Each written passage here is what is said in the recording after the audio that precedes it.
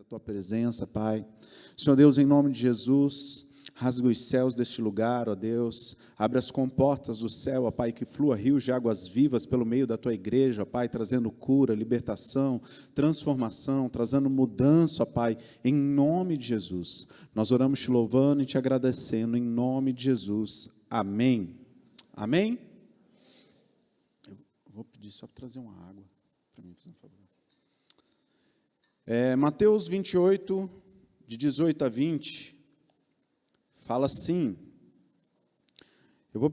como eu vou usar muitos textos, eles vão estar projetando e você pode estar acompanhando aqui, tá bom? E se você quiser sentir melhor, você pode anotar para depois você ter lá na sua casa. Mateus 28, do versículo 18 ao 20, fala assim, Jesus se aproximou deles e disse: toda autoridade no céu e na terra me foi dada. Portanto, vão e façam discípulos de todas as nações, batizando-os em nome do Pai, do Filho e do Espírito Santo. Ensine esses novos discípulos a obedecerem a todas as ordens que eu lhes dei. E lembrem-se disto, estou sempre com vocês até o fim dos tempos. Amém? Irmãos, Jesus, ele nos dá uma ordem para fazermos discípulos, para sermos discípulos de Cristo e para fazermos discípulos de Cristo. Durante um tempo se perdeu porque começaram a fazer discípulos de homens e não discípulos de Cristo. Quando nós somos parecidos como homens, nós nos tornamos carnais, nós nos tornamos pecadores, mas quando somos discípulos e parecidos com Jesus, nos tornamos o espelho de Cristo e amamos e servimos como Jesus serviu. E durante 38 dias,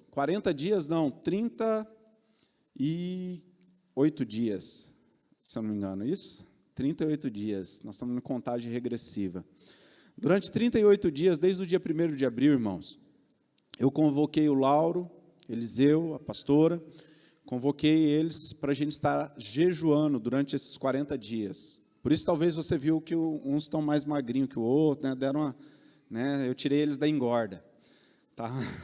Estava muito na engorda, eu falei assim, não, vamos fazer um jejum para Deus estar nos abençoando. E nosso jejum se encerra agora nessa terça-feira, nós fizemos jejum durante 40 dias, e esse jejum foi poderoso, foi um tempo precioso com Deus, e durante esse jejum, Deus ministrou demais através dessa mensagem. Eu quero compartilhar com vocês nessa noite.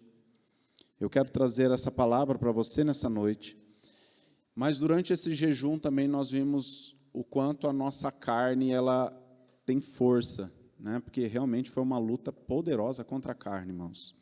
E eu sei que aqui alguns sabiam, hoje eu estou falando porque nós já estamos encerrando, Não convoquei toda a igreja, porque esse era um momento nosso, era um tempo de oração que nós tínhamos durante a semana e um tempo de jejum para alinhar algumas coisas na igreja, para que Deus venha trazer algo novo para a igreja, algo ainda maior daquilo que nós sonhamos ou esperamos, e principalmente um tempo também para que nós possamos ouvir mais a voz de Deus.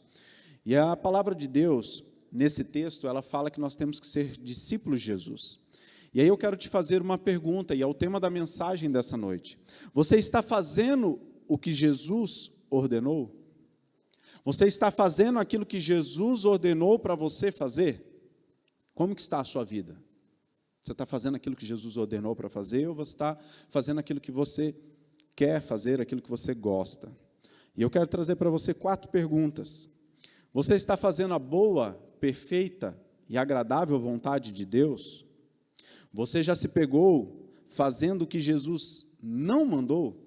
Você já se pegou assim em algum momento fazendo algo que Jesus não mandou você fazer e você estava fazendo? Você já tomou uma decisão e percebeu que estava errado? Algum momento na sua vida você tomou uma decisão e você se deparou que você havia errado, que você estava errado. Você já fez negócios com alguém e viu que não era de Deus? Uma sociedade, ou você fez uma compra, uma venda, algo com alguém, e você percebeu que aquilo que você estava fazendo não era de Deus? Se você respondeu sim para pelo menos uma dessas perguntas, é para você essa mensagem essa noite. E se você, assim como eu, é tão humano como eu, que respondi sim para todas as 4, também é para você essa mensagem essa noite. Né? Deus fala para Moisés, em Hebreus 8:5, fala assim: o serviço sacerdotal que eles realizavam é apenas uma representação, uma sombra das coisas celestiais. Pois quando Moisés se preparava para construir o tabernáculo, Deus o advertiu: tenha cuidado, para que tudo seja feito de acordo com o modelo que eu lhe mostrei aqui no monte. Olha só o que Deus fala para Moisés: tenha cuidado para fazer tudo da forma que eu lhe mandei. Será que nós estamos tendo cuidado para fazer as coisas da forma que Jesus ordenou que façamos? E é isso que eu quero trabalhar com você nessa noite. Tenha cuidado. Tenha cuidado. Não fique inventando, siga o modelo de Cristo. Ele é o modelo perfeito. Siga o modelo dele. Nós não temos que ficar inventando nada, nós temos que apenas seguir e cumprir aquilo que Deus já determinou. Então, eu quero que você nessa noite reflita sobre isso. Você está fazendo o que Jesus ordenou? Então, em primeiro, vença a tentação de fazer o que Deus não mandou. Porque mais difícil do que fazer o que Jesus mandou é a gente vencer a tentação de fazer aquilo que Ele não mandou.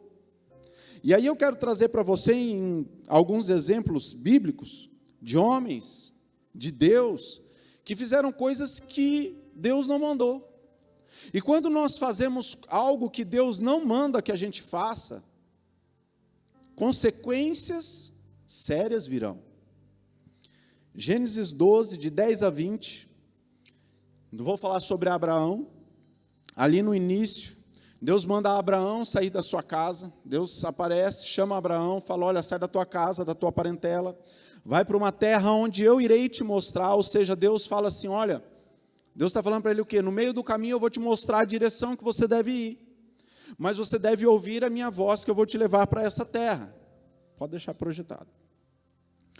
E aí Deus dá uma direção para Abraão. Abraão chega em Canaã, mas ali ele começa a ir mais para a região do sul. Ele começa a se deslocar para a região do sul, ele começa a levar suas tendas mais para o sul. E ele chega numa região chamada de Neguebe. Quando ele chega nessa região, é uma região de seca, é uma região de escassez, é uma região onde ele vê que não dá frutos. Até mesmo porque Deus não mandou que ele fosse para lá. Né? Quando nós vamos para um lugar onde Deus não mandou, vai ser uma região de escassez na nossa vida. Vai ser um tempo de escassez na nossa vida. E aí ele vai, e ele para ali no Neguebe. Aí ele tem uma ideia: eu vou para o Egito, porque lá no Egito há prosperidade, lá no Egito tem comida, lá no Egito tem tudo que eu preciso, eu vou subir até o Egito. E Abraão vai até o Egito. Quando ele está chegando ali no Egito, ele fala para sua mulher, Saraí, uma mulher muito bonita, né? Uma mulher muito bonita. Ele fala para ela: olha, nós vamos chegar no Egito e é melhor que você não fale que você é minha esposa. Né? Finge que você não é minha esposa, porque se você falar que é minha esposa, vão querer me matar para tomar você. E aí ele chega e ela realmente chama a atenção de todos. E Faraó pega Saraí na época, para ser uma de suas concubinas, uma de suas esposas. E ali, irmãos, ela ficou mais ou menos em torno, naquela época, quando o Faraó levava alguém para o seu harém, ela ficava ali um tempo de 2 a 3 meses, né, para se adaptar, para conhecer, sendo preparada para que ela pudesse estar na presença de Faraó. E aí ela fica ali naquele período. E aí Deus vê a besteira que Abraão havia feito, e Deus vem para corrigir aquilo que Abraão tinha feito. Deus chega para Faraó e dá um sonho. Essa mulher que está aí, ela não é sua, ela é casada. Ela é mulher, ela é esposa de Abraão. E agora Deus começa a corrigir aquilo que Abraão havia feito de errado. Deus não havia mandado Abraão ir para o Egito, irmão. Muitas vezes nós estamos fazendo aquilo que Deus não mandou. E você quer saber quando você está fazendo aquilo que Deus não mandou? Porque traz um fardo muito pesado para você. Aí você começa a enfrentar lutas, né? Aí você fala assim, meu Deus, é muita luta, é muita batalha, pastor, precisando de oração, nós temos que fazer campanha, tem que fazer não sei o quê, alguma coisa, porque olha, está uma luta. Mas você está fazendo aquilo que Deus mandou? Porque quando nós fazemos aquilo que Jesus mandou, a palavra de Deus fala que o fardo dele é suave, não é pesado. Então, se nós estamos fazendo aquilo que Jesus mandou, a nossa caminhada, ela é suave, irmão. Mas Abraão agora recupera a sua mulher. Faraó dá uma bronca em Abraão. Fala, rapaz, o que você fez comigo? Por que você não me falou que essa era a sua mulher? Eu não queria ter problema com Deus. Faraó conhecia mais e obedecia mais a Deus do que Abraão. Né? Ele tinha mais temor de Deus do que Abraão nesse momento. Em Gênesis 16, de 1 a 2, Abraão, ele sai dali do Egito e ele leva consigo alguns presentes. Ele havia ganho presentes ali naquele momento que ele estava ali. Né? Como ele entregou sua mulher, assim, Faraó deu presentes para ele. Deu gados, deu ovelhas, deu rebanho, né? Deu comida. E dentre isso, Faraó deu alguns servos para ele. E dentre esses servos foi uma serva pelo nome de Agar. Cuidado com os presentes que você ganha quando você não está obedecendo aquilo que Deus mandou você fazer. Abraão, ele ganha um presente, uma serva de nome Agar. E Deus havia dado uma promessa para Abraão. Abraão ainda tinha 75 anos quando Deus lhe deu uma promessa, que tornaria ele pai de uma grande nação. Falou que sua esposa engravidaria. Mas agora passa um momento e nada acontece. E engraçado que Abraão, ele sai do Egito e ele volta para Canaã, para onde era para ele nunca ter saído. Porque Deus havia dado a ordem para ele ir para Canaã e não subir para o Egito. Mas nós somos tentados a fazer aquilo que Jesus não mandou. Você se perde quando faz alguma coisa que Deus não mandou e dá certo. Aí você se perde, irmão. Quando você faz algo que Deus não mandou e dá certo. Por quê? O que acontece? Abraão, sua esposa tem uma bela ideia, fala assim, olha, eu acho que eu não vou engravidar, acho que Deus esqueceu da gente, a promessa está demorando muito para se cumprir. Mas não, eu tenho uma serva, Agar. E essa serva, ela pode se deitar com você e ter um filho, e esse filho vai ser seu, e vai ser nosso, vai ser a herança. Abraão se deita com Agar, nasce o seu filho. Irmãos, e aquele filho, passado um tempo quando são adolescentes, porque logo depois Sara também engravida, a promessa de Deus se cumpre no tempo de Deus, como Deus determinou que iria se cumprir. E agora Sara engravida. E depois, eles dois, quando adolescente, um começa a rir, começa a querer matar o outro. E Abraão agora tem uma decisão de expulsar Agar e seu filho. Irmãos, algo que não era para acontecer, algo que não estava no propósito de Deus, mas Abraão foi tentado e não obedeceu aquilo que Jesus mandou ele fazer, não obedeceu o que Jesus ordenou. E agora ele faz e ela engravida e dá certo. A maior dificuldade que nós temos é quando nós fazemos algo que Jesus não mandou e dá certo. Porque aí nós somos tentados a fazer várias vezes isso. Isso se torna repetitivo na nossa vida. Mas eu quero trazer para você mais um exemplo. 1 Crônicas 21, de 1 até o versículo 27. Quero falar sobre Davi. Davi reinou durante 40 anos. Davi reinou durante 40 anos. Davi era um homem, um guerreiro exemplar. Uma das menores vitórias que Davi teve, meu irmão, foi derrotar o gigante, você sabia? Talvez ali foi a menor vitória dele. Por mais que o gigante fosse grande, mas foi a menor vitória, foi a vitória mais fácil, mais simples de Davi. Davi depois, ele enfrenta várias outras batalhas, e ele ganha. E Davi ganha. E Davi, ele começa a formar um exército muito grande. E aí a palavra de Deus, em 1 Crônicas 21, fala assim que Satanás, ele incita a Davi a fazer um censo, ou seja, a contar o seu exército. Não havia nada de errado, em fazer um censo, em contar o exército. Deus já havia proposto isso, tanto no Egito, na saída no Êxodo, na saída do Egito, e depois, Deus já havia proposto isso. Mas agora, Davi, ele é incitado por Satanás. Por mais que fosse um homem de Deus, irmãos, mas agora Davi dá ouvido a Satanás. A própria palavra de Deus fala isso. E aí Davi, ele chama e fala assim, olha, vamos contar, vamos fazer um censo. Mas um fala que não, olha, Davi, não é bom, não vamos fazer. Mas Davi, ele, com um coração orgulhoso, ele quer saber quantos homens ele tem, quantos guerreiros ele tem. Irmãos, o censo levantado deu em torno de 1.100.000 homens aptos a guerrear. Somente em Israel. E mais 470.000 homens na tribo de Judá. Então, o seu exército agora tinha mais de 1,5 milhão de homens, de soldados prontos para guerrear. Davi agora ele começa a se achar poderoso, tal. Porque com um exército desse na época, irmãos, ele conquistava qualquer reino. Qualquer reino. Só que Deus não havia mandado Davi fazer o censo.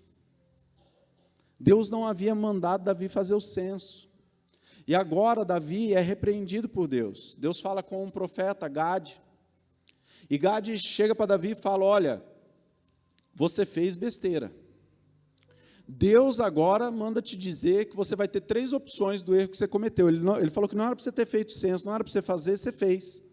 E agora você vai ter 3 consequências, você vai escolher qual delas. Eu vou ferir o povo, eu vou mandar fome para o povo, né? Ou eu vou dar 3 meses de destruição pela minha espada, pelos seus inimigos. Seus inimigos vão destruir durante 3 meses. Ou você vai cair nas mãos de Deus. Davi pensa com ele, opa, o povo não fez nada para Deus, quem fez fui eu. Então, é justo que Deus não pese a sua mão sobre o povo, mas que pese a sua mão sobre mim. E se eu lutar pelos meus inimigos, se eu ficar na mão dos meus inimigos, eu vou morrer, meus inimigos não vão ter misericórdia de mim. Então é melhor ficar nas mãos de Deus, para que Deus tenha misericórdia de mim, Deus tenha misericórdia da minha vida. Então ele opta por se entregar nas mãos de Deus. E agora Deus começa, a palavra de Deus fala que veio um anjo, e esse anjo veio com uma espada. Irmãos, em um dia, o anjo matou 70.000 homens de Davi. Em um dia, o anjo matou 70.000 homens de Davi. E agora, Araúna, ele vê o anjo chegando, todos veem o anjo chegando nas suas terras. E ali ele vê o anjo chegando, e o anjo vem. E Deus dá uma palavra para Davi, olha, vai lá, compra a terra daquele homem, faz um altar, faz um sacrifício em adoração, antes que o anjo acabe e mate todo mundo, todos os seus soldados. Davi obedece, ele corre, ele faz um sacrifício. A palavra de Deus fala que Deus mandou fogo do céu, confirmando tudo ali. Deus poupa, e a palavra de Deus fala que quando Davi fez o sacrifício, o anjo, veio uma ordem de Deus falando para o anjo guardar a sua espada na bainha. Irmãos, você está fazendo aquilo que Deus ordenou para você? Você está fazendo aquilo que Jesus ordenou para você fazer? Quando nós não fazemos aquilo que Deus nos ordenou, consequências elas virão. Quando o homem de Deus faz o que Deus não mandou, Satanás entra no meio e acaba com o seu rebanho. Cuidado que muitas vezes sua família está destruída, seu casamento está destruído, não é por causa do diabo não, meu irmão, foi porque você não fez aquilo que Deus mandou. Foi porque você não está obedecendo aquilo que Jesus mandou você fazer. E quando você não obedece aquilo que Jesus mandou você fazer, Satanás vai entrar no meio, irmão, e vai bagunçar a coisa toda. Vai bagunçar tudo. Quero trazer mais um exemplo para você em 1 Reis 19, de 1 a 16, do profeta Elias. Elias, o maior profeta para mim da Bíblia. O maior profeta da Bíblia. Um homem assim, realmente um homem de Deus, um homem que orava, o fogo descia, um homem que era realmente uma intimidade com Deus sobrenatural. Elias derrotou os 450 profetas de Baal, ali no monte. E aí Jezabel se levanta e dá uma ordem, e fala para Elias, olha, eu vou, assim como você fez com os meus profetas, eu prometo aos meus deuses que eu farei a mesma coisa com você, Elias. Elias é tomado por medo, e Elias foge. Ele para debaixo de uma árvore, de um zimbro, ele para ali para descansar, e aparece um anjo, com pão quentinho do céu, alimenta Elias, e ali ele faz uma caminhada. Elias era um cara maratonista, né? Que fez uma caminhada 40 dias, 40 noites. Irmãos, Elias era tão poderoso, havia tanto poder de Deus sobre ele, que em 2 Reis, Deus manda prender Elias, o rei manda prender Elias, e chega lá um capitão da guarda com 50 homens, e eles chegam e falam para Elias assim, Elias, homem de Deus, venha com nós.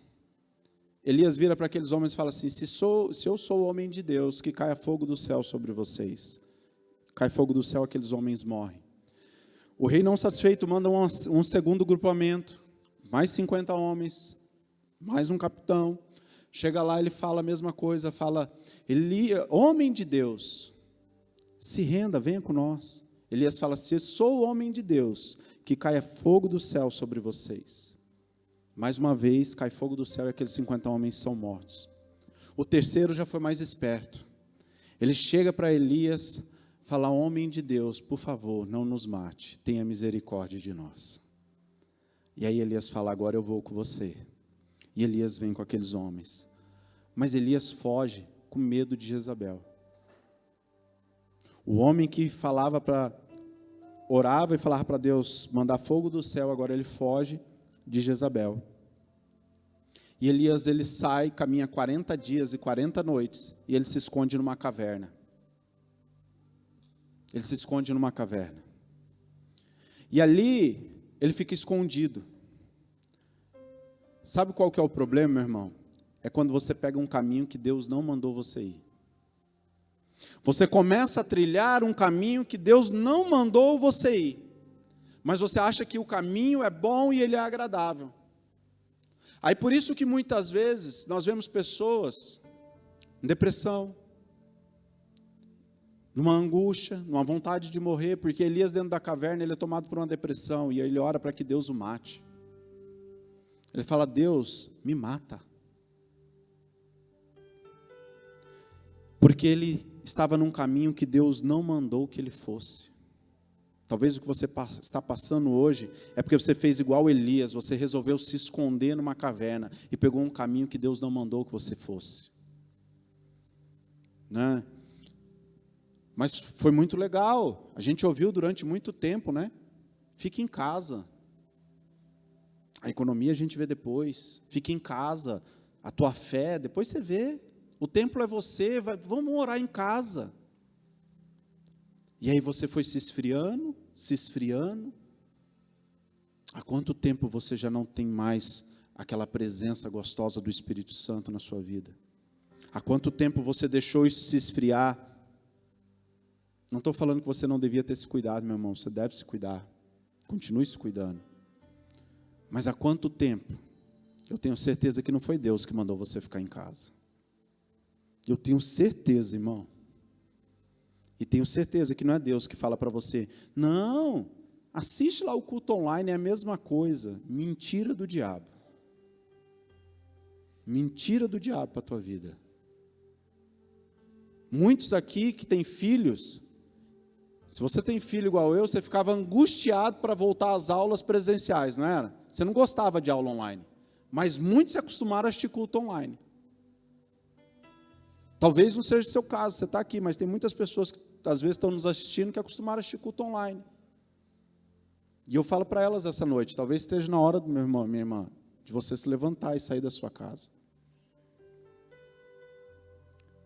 Deus não nos chamou para ficar em casa, Deus nos chamou para ir e fazer discípulos. Ide e fazei discípulos. Deus chega para Elias e fala assim, Elias, aonde você está? O que você está fazendo, Elias? Deus está falando, o que você está fazendo aí escondido, meu irmão? Aonde você está?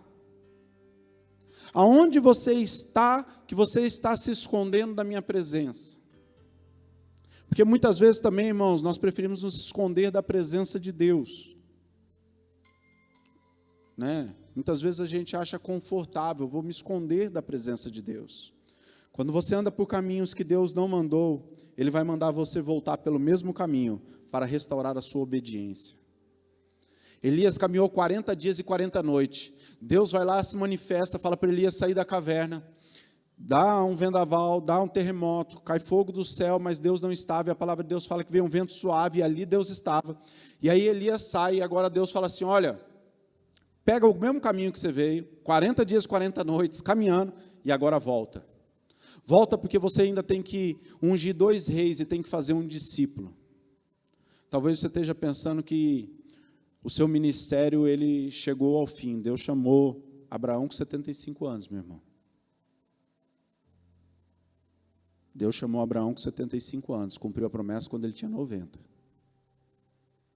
Talvez você está pensando assim, pastor, já cansei, meu ministério chegou ao fim. Igual Elias. Mas Deus manda Elias voltar pelo mesmo caminho. Você vai voltar pelo mesmo caminho. Você vai ungir 2 reis que vão matar Jezabel. E você vai ungir um discípulo, Eliseu. O discipulado de Elias com Eliseu foi mais ou menos entre 8 a 10 anos. Foi o tempo que Elias levou caminhando com Eliseu, preparando Eliseu. Então, se você está achando que é o fim, irmão, se prepara, porque Deus está apenas começando aquilo que Ele tem que fazer na sua vida.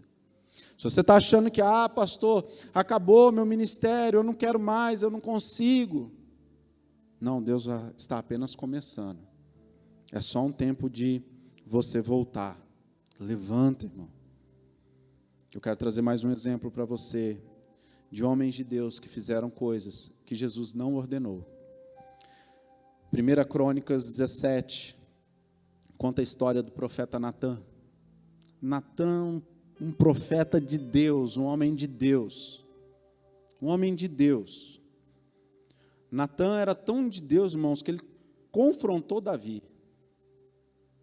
Confrontou um maior guerreiro, se não o maior, um dos maiores guerreiros da Bíblia. Natã foi usado por Deus para confrontar Davi. Mas agora, Davi, ele constrói uma casa muito bonita, ele está num palácio muito bonito, e ele olha e fala assim, Natã, eu estou numa casa muito boa, numa casa muito bonita, mas a arca da presença, a presença de Deus, ela está numa tenda.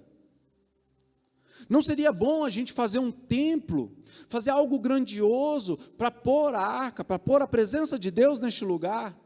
Eu não me sinto digno de ficar aqui nesse palácio e a presença de Deus em uma tenda.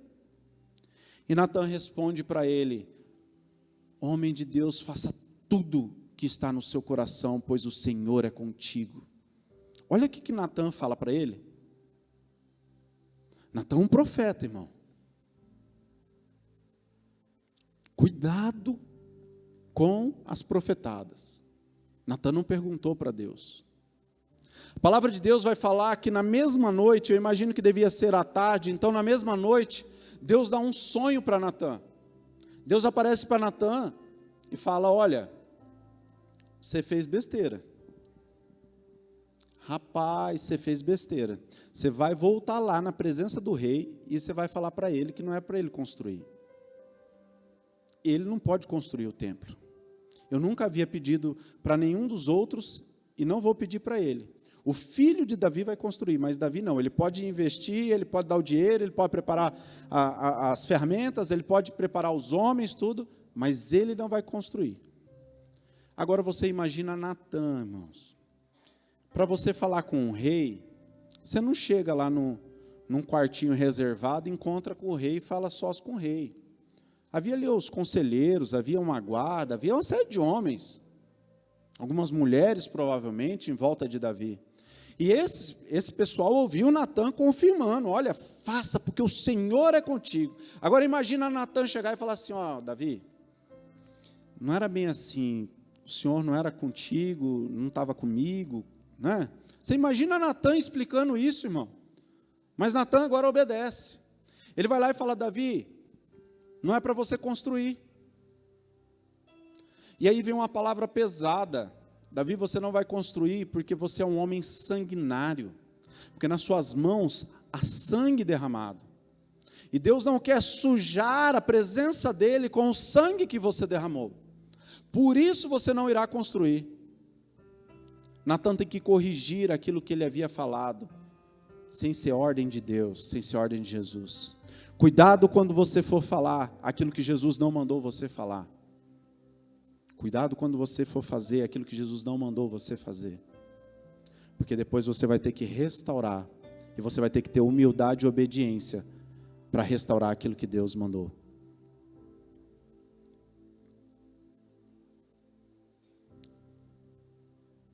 Último exemplo. Atos 1, de 15 a 26. Pedrão. Alguém que fez aquilo que Jesus não ordenou. Pedro. Atos 1, de 15 a 26. Vai nos contar a história. Pedro, ele tem uma brilhante ideia. E eu falo que ele tem uma brilhante ideia porque em texto nenhum na Bíblia você vai ver que Jesus, ou que Deus, ou que a presença do Espírito Santo foi e falou para Pedro fazer isso. Você não vai ver. Você pode procurar a sua Bíblia de trás para frente, frente para trás, você não vai ver. Pedro tem uma brilhante ideia. Ele fala assim: olha, havia uma profecia, e ele pega a palavra de Deus, ele reúne aqueles 120 que haviam estado em Pentecostes, haviam recebido o Espírito Santo. E ele reúne aquele povo e fala assim: olha, havia uma profecia que seríamos 12, então nós precisamos eleger um, porque Judas se suicidou, então agora nós precisamos colocar alguém no lugar de Judas. E essa pessoa, ela tem que ser alguém que viu Jesus ser batizado por João. Então eles pegam e eles encontram dois homens, Matias e José. Eles encontram esses dois homens, e aí eles jogam na sorte, irmão. Eles jogam na sorte. Né? Para você que ainda fica lendo aí horóscopo, cuidado. Cuidado. Cuidado. Leia a palavra de Deus. Ela é verdadeira para a sua vida. Irmãos, eles jogam na sorte. E aí eles resolvem fazer uma assembleia com aqueles 120 e fazer uma votação. Vamos votar. Vamos votar para ver qual dos dois pode substituir Judas, qual dos dois pode ser um dos 12. E aí eles votam. Na votação eles escolhem Matias. Alguém aqui sabe ou conhece algum livro da Bíblia que Matias tem escrito, ou você ouviu falar de Matias antes desse dia? Não tem, irmão. Porque Jesus não mandou. Jesus não mandou escolher ninguém. Jesus mandou apenas eles esperarem. Esperem. E aí o que acontece? Jesus tem um encontro com quem? Com Paulo. No caminho para Damasco, Jesus tem um encontro com Paulo. Paulo, literalmente, ele cai do cavalo. E ali ele tem um encontro com Jesus. E Jesus chama ele para ser um dos seus discípulos, um dos seus apóstolos. E Paulo, irmãos, ele sozinho fez mais do que os 12 discípulos juntos. Escreveu mais cartas, evangelizou mais, viajou mais. Levou mais o nome de Jesus. Jesus chamou cada um dos seus discípulos de forma pessoal, de forma íntima. Ele não terceirizou para chamar nenhum dos seus discípulos. Jesus não passou essa missão para Pedro, não passou essa missão para ninguém. Você está fazendo aquilo que Jesus ordenou que você faça? Você está fazendo aquilo que Jesus ordenou que você faça? E aí fica uma questão para depois você levar para casa, para você estudar, fazer uma tarefa lá. A palavra de Deus fala que quando nós chegarmos lá, haverá 12 tronos, e nele estará sentado, os 12 discípulos. Eu te pergunto, vai estar Matias ou vai estar Paulo? Na minha opinião, e na opinião de vários pastores e de vários estudiosos, teólogos, vai estar Paulo. Porque ele, Jesus, chamou pessoalmente. Jesus escolheu todos os seus discípulos. Todos. Mas Matias foi uma decisão de Pedro. E citada por Pedro. Pedro tem uma decisão. Ele não orou. Momento algum ele buscou ver qual a direção de Deus, ou o que Deus queria para eles, mas ele tem uma decisão. Ele fala, não, vamos fazer uma eleição aqui, vamos eleger. E elegem Matias. Mas Deus já havia, desde lá no profeta Isaías, já havia uma profecia que Jesus chamaria Paulo. Então, querido, cuidado com o que você faz sem Jesus. Cuidado com aquilo que você está fazendo sem Jesus, sem a presença de Deus. Senão você começa a dar ouvidos e começa a ouvir vozes desse mundo. Irmãos, e as vozes do mundo hoje, elas só vão trazer destruição, elas só vão trazer morte. As vozes do mundo hoje é um mundo caído.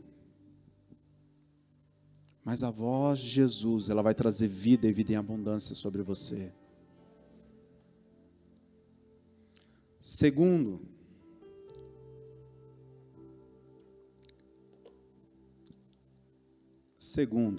cuidado com os resultados que você tem alcançado sem Deus.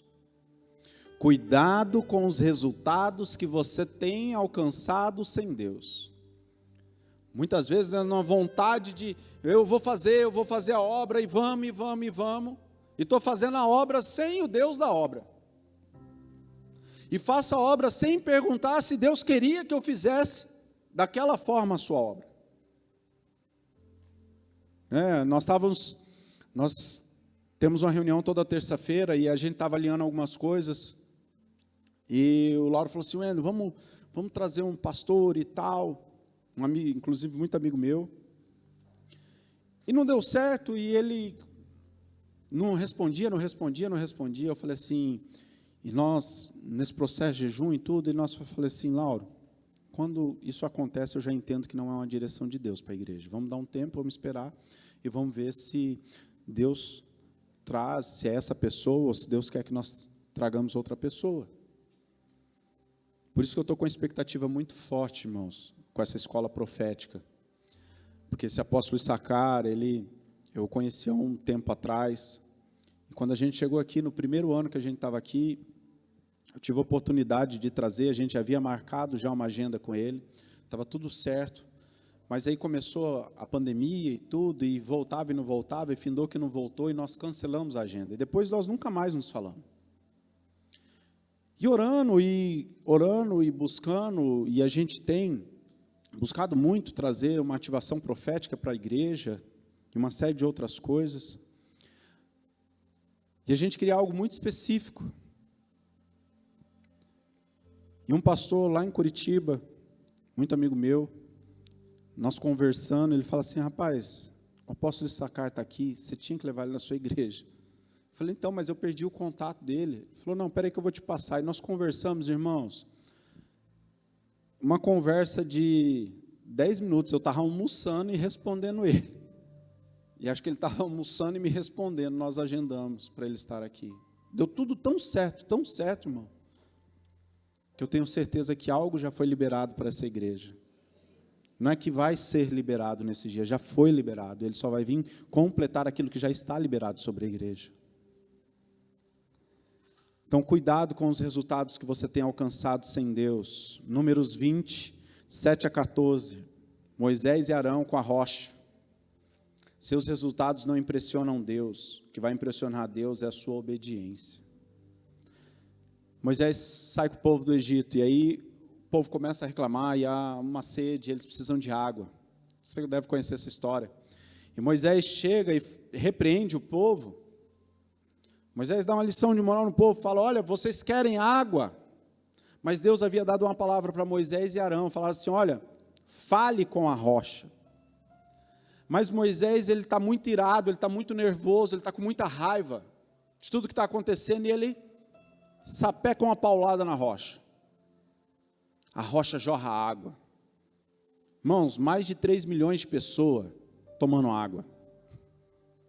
Que resultado impressionante.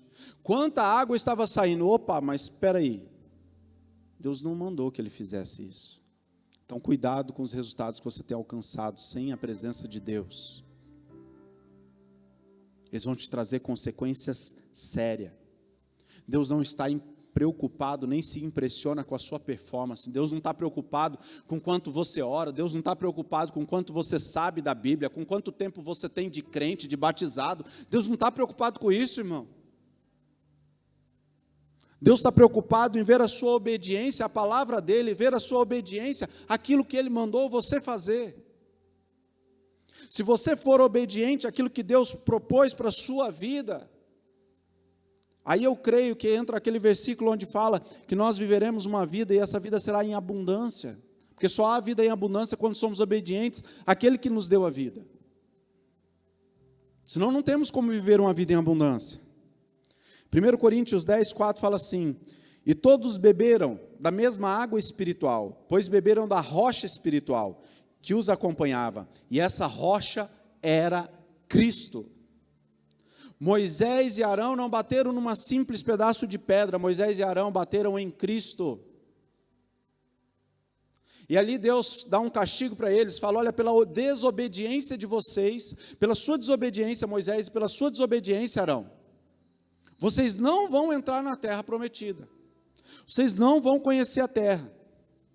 E chega um momento decisivo, onde eles estão perto do Jordão. Lá em Deuteronômio 3, 25, 26. E eles olham, e Moisés começa a insistir, Deus, Senhor, deixa eu atravessar o Jordão, só para dar uma espiadinha na terra. Eu sei que eu não vou entrar, eu sei que eu não vou ficar, mas eu queria só ver a terra. Eu estou há tanto tempo com esse povo, eu estou há tanto tempo, saí com eles do Egito, sacrifiquei tantas coisas, lutei tanto, né? Talvez Moisés estava falando assim, Senhor, eu já tenho tantos anos de batizado, tantos anos eu sou fiel ao Senhor, eu sou crente, né? Porque muitas vezes a gente fala assim, eu sou crente, talvez você seja crente, mas você não seja seguidor de Cristo. Não adianta ser crente e não ser seguidor de Cristo. Se você for crente e não for seguidor de Cristo, você ainda está servindo o diabo. Então tome cuidado. E agora Moisés, ele vai e ele insiste, Deus dá uma palavra dura para ele, fala, Moisés, basta, já deu. Eu não volto atrás da minha palavra. Você não vai entrar, você e Arão não vão entrar. E ali Deus dá uma morte humilhante para Arão. Humilhante. Deus fala para Arão, Arão, está na hora de você voltar para os seus. Está na hora de você morrer, está na hora de você ser recolhido. Suba até o monte. Arão sobe até o monte. Todos ficam olhando Arão. E quando chega lá, Deus dá ordem para ele, tire suas roupas sacerdotais. Olha que humilhação, irmãos. Diante de todo aquele povo, ele tirou a sua estola sacerdotal. Ele se despiu. Deus falou: agora você está pronto para morrer. Agora você pode vir. Deus não se impressiona com os seus resultados. Deus não se impressiona com os seus resultados. Mateus 7, 21 a 23. Se eu puder projetar. Nem todos que me chamam Senhor, Senhor entrarão no reino dos céus, mas apenas aqueles que de fato fazem a vontade do meu Pai que está nos céus. No dia do juízo, muitos me dirão: Senhor, Senhor, não profetizamos em Teu nome, não expulsamos demônios em Teu nome, em Teu nome, e não realizamos muitos milagres em Teu nome? Segura só aquele ali. Volta para mim. Resultados impressionantes. Quem não quer ter autoridade para expulsar um demônio? Quem não quer ter autoridade para realizar curas? Quem não quer ter autoridade para que pessoas se entreguem a Jesus através da sua vida, querido? Para profetizar sobre a vida dos outros? Quem não quer ter essa autoridade? Pode passar. Mas eu, porém, responderei: nunca os conheci. Afastem-se de mim, vocês que desobedecem à lei. Irmão, Deus não está preocupado com os resultados, Deus não está preocupado com quantos milagres, quantas curas, quantas orações você fez e deu certo, quantas pessoas foram curadas pela sua oração, quantas pessoas você evangelizou, você batizou, não. Deus está preocupado se você é obediente a Ele, para que naquele dia Ele fale: ei, servo bom e fiel. Pare de construir coisas na terra, comece a construir um legado no céu. Último exemplo, se os meninos quiserem subir aqui, já pode vir. Cuidado com os resultados que você tem tido sem a presença de Deus. 1 Reis 11, de 1 até o 31. 1 Reis 11, de 1 até 31. Sobre Salomão. Salomão, um homem de Deus, filho de Davi, filho de Davi com Betseba. Um homem de Deus. Um homem que havia sido ungido para ser rei. E seu irmão tenta tomar o seu reinado, Adonias tenta se proclamar rei, Salomão, Davi vai lá e corrige a bagunça toda, fala: não, é Salomão, unge Salomão, apresenta Salomão, e depois, mais para frente, Salomão vem matar seu irmão, porque queria tomar o trono, que havia querido tomar o trono e agora queria uma de suas esposas. Mas Salomão, um homem sábio, o homem que ele orou e Deus fala assim: olha, fala o que você quer que eu vou te dar. Assim como eu estive com o seu pai Davi, eu vou estar com você, Salomão. E Salomão, ele ora e ele pede o quê? Sabedoria. Irmãos, até Deus ficou impressionado com Salomão, porque Deus fala: olha, todos os outros me pediram riquezas, me pediram reinos, me pediram tantas outras coisas, mas você me pede sabedoria. E Deus dá sabedoria para Salomão. Só que mesmo com toda a sabedoria que Deus deu para Salomão, meu irmão, talvez você só fala assim: eu quero ser igual Salomão, quero ser sábio. Cuidado, lê um pouco mais. Lê mais para frente, não lê só a parte da oração de sabedoria, não. E Salomão, ele começa a fazer alguns casamentos. O rei Salomão amou muito. Amor, eu acho uma palavra muito forte, porque ele não amou muitas mulheres, não. Ele tinha 700, depois mais 300, ele tinha 1000 mulheres. Ele não amou muito, não, irmão. Era carnal mesmo o negócio. Era na carne o negócio. E ali ele começa a se casar com várias mulheres, para conquistar, para não ter guerra, para que o seu reino cresça, para que ele seja um dos maiores reis. Irmãos, ele construiu o templo do Senhor, o templo da arca, o famoso templo de Salomão. Mas havia uma determinação de Deus, que ele não casasse com algumas mulheres. Mas Salomão fala assim, não, Senhor, fica tranquilo. Eu sei. Fica tranquilo, eu sei o que eu estou fazendo. Eu sou muito sábio. E ele casa com algumas mulheres. E a palavra de Deus fala, nesse texto, em 1 Reis 11:6, fala que essas mulheres, elas perverteram o coração de Salomão. Salomão começou a construir altares, a construir templos para deuses profanos. Ele começou a adorar deuses profanos.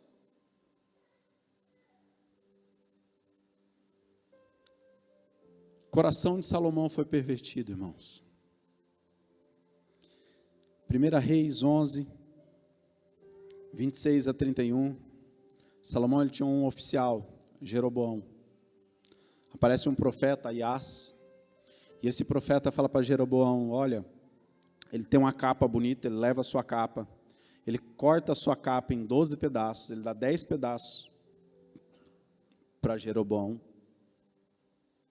e fica com outros 2 pedaços, fala assim, assim será o reino de Salomão, será dividido em 12 tribos, você vai ficar com a parte do norte e o outro vai ficar com a parte do sul. Mas o reino será dividido. Quando um líder faz o que Deus não mandou, ele promove a divisão. Se você está fazendo aquilo que Deus não mandou, você está promovendo a divisão na sua casa, na sua família, na vida dos seus filhos, no seu serviço, aonde Deus colocou. Aonde Deus colocou. Pastor, mas eu casei, pastor, e eu senti assim depois que não é de Deus, mas eu casei, né? Eu queria separar. Irmãos, deixa eu te dar uma palavra. Quando 2 pessoas casam e as duas buscam a presença de Deus, Deus, ele é fiel para cumprir tudo. E a palavra de Deus fala que aquilo que Deus uniu, o homem jamais separar. Deus nunca vai mandar um casamento separar. Então, se algum dia você ouvir de algum pastor, irmão, fala assim, o pastor falou que, olha, era melhor separar. Não. Deus nunca vai falar para um casal se separar, porque Deus é um Deus de consertos. Deus não é um Deus de separação, Deus não é um Deus de divisão. Deus é um Deus de restauração. Deus, ele é um Deus de restauração. Se um casal, por pior que esteja a situação, mas se os 2 decidirem servir, buscar a Deus, há restauração. Há restauração. Se não, irmão, fala assim, pastor, meu marido não quer, pastor, minha esposa não quer. Então, meu irmão, não tem separação, mas ora, às vezes Deus leva. Né? Ora, às vezes Deus leva, já que não há mudança, às vezes Deus recolhe para junto dele. Né? A gente ora tanto pelo céu, mas não quer ir para o céu, né? Ora, Deus, ele é um Deus de restauração, irmãos. Concluindo, e eu quero orar por você. Salomão começou muito bem a sua carreira. Começou pedindo sabedoria para Deus, sendo um homem de Deus, sendo com promessas de Deus. Mas no final, ele deixou que as mulheres pervertessem o coração dele. Ele deixou que sua desobediência pervertesse o seu coração. Talvez você começou muito bem a sua caminhada. Talvez você começou muito bem a sua caminhada espiritual, você se entregou, um dia seu coração queimou, você começou muito bem. Mas não importa como você começa, importa como você termina. Sempre começamos com empolgação. Tenho certeza aqui que quem casou, quem teve primeiro filho, é aquela empolgação, você sempre começa com empolgação. Mas não importa para Deus como você começa, importa para Ele como você termina, e termine aprovado pelo Senhor. Lucas 7:28 fala assim: eu lhes digo, de todos que nasceram de mulher, nenhum é maior que João Batista. Essa é a palavra de Jesus. Jesus está falando sobre João Batista. João Batista, ele está encerrando o seu ministério. Que o ministério de João Batista era o quê? Anunciar que Jesus viria. E agora Jesus chega para ser batizado por João Batista. Então o ministério de João Batista ali estava chegando ao fim. Aí você imagina assim que Jesus vai falar assim: olha, não há homem maior que Elias, não há homem maior que Moisés, não há homem maior do que Paulo, não há homem maior do que Abraão, do que Noé. Mas Jesus vira e fala assim: não, eu não vi homem maior, nascido de mulher, do que João Batista. Não importa como você começa, importa como você termina. Talvez o seu começo não foi tão bom. Talvez você veio parar na igreja de uma forma inesperada. Quando você estava despedaçado, quando você estava destruído. E agora Deus está fazendo um processo. Mas o importante não é como você chegou aqui. O importante não é como você começou a sua caminhada. Por mais que muitas vezes as pessoas vão olhar para você e vão falar assim: olha, fulaninho lá não é tão crente. E aquele lá, pouco importa, meu irmão. Deus não está preocupado com o seu começo, Deus está preocupado com o seu final. E o seu final tem que ser servo bom e fiel. Foste fiel no pouco, e agora eu vou te colocar no muito. E o fiel no pouco, meu irmão, é você ser fiel aqui na terra, para que o muito seja a glória de Deus no céu para a sua vida. Não é riqueza não, tem muita gente que acha que é riqueza. Glória a Deus, Deus traga riqueza para a sua vida. Mas não é riqueza não, é ser fiel no pouco, aqui, é ser fiel a Ele no pouco que Ele te deu, no seu trabalho, na sua casa, no seu casamento, no seu relacionamento, na vida dos seus filhos, é ser fiel no pouco, para que você possa viver o muito da glória de Deus, com um corpo ressurreto, lá no céu. Eles vão cantar uma canção, eu gostaria que vocês colocassem em pé.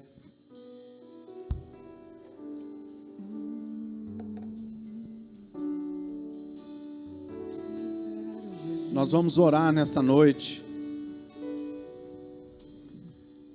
E a nossa oração ela vai ser bem específica. Vai ser: Deus, reacende o fogo no meu coração. Traz de volta aquele fogo que um dia queimou. Traz de volta aquele desejo que um dia eu tive de orar, de buscar. Essa sexta-feira nós tivemos uma sala de oração, foi tremendo o mover do Espírito Santo que aconteceu ali. A gente pôde se derramar, mas foi tão triste ver que tinham ali apenas, acho que 20 ou 30 pessoas. Eu te desafio a sair do teu lugar, a vir aqui à frente, nós queremos orar por você. Você que fala assim: Deus, reacende, queima de novo meu coração. Eu preciso voltar a queimar pela tua presença.